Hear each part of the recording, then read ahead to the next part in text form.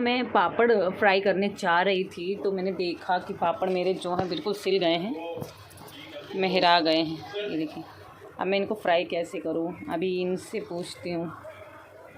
ये देखिए, आज यहाँ बारिश हो रही है और बारिश के मौसम में तो पापड़ बहुत ही अच्छे लगते हैं। बारिश की वजह से ना ये ऐसे हो गए, बिल्कुल नरम से हो गए। कल धूप दिखाऊंगी अगर धूप होएगी तो।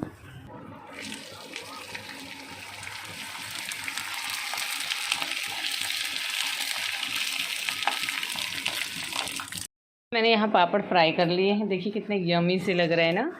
मैं जा रही हूँ आहाना और उसके पापा को देने, वो दोनों लोग पढ़ाई कर रहे हैं, आहाना को पढ़ा रहे हैं। तो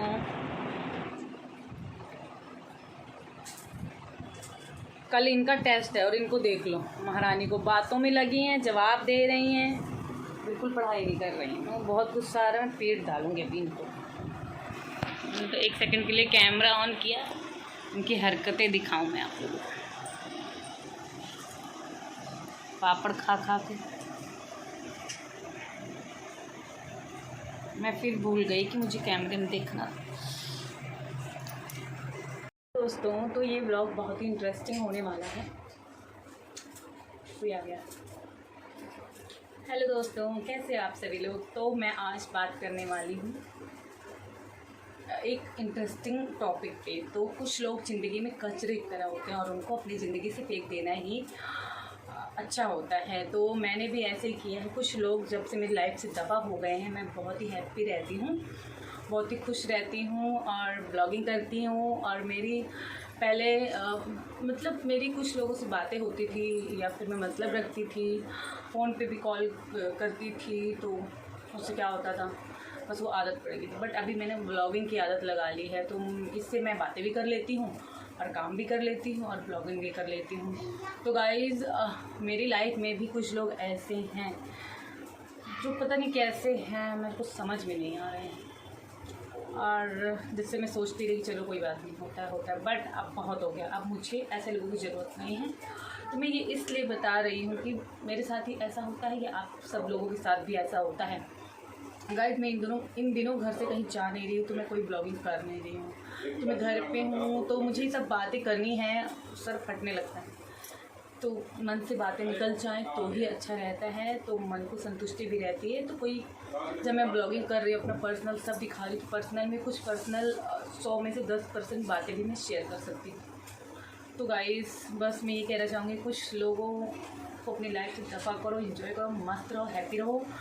और मैंने देखा है कुछ लोग ऐसे होते हैं लाइफ में जिनसे हम कनेक्ट रहते हैं तो हम डीमोटिवेट होते हैं और हम आगे नहीं बढ़ पाते हैं, हम अच्छा सोच नहीं पाते हैं और हैप्पी नहीं रह पाते हैं और बहुत नेगेटिविटी फैल जाती है हमारे यहाँ चारों तरफ। ये क्या है?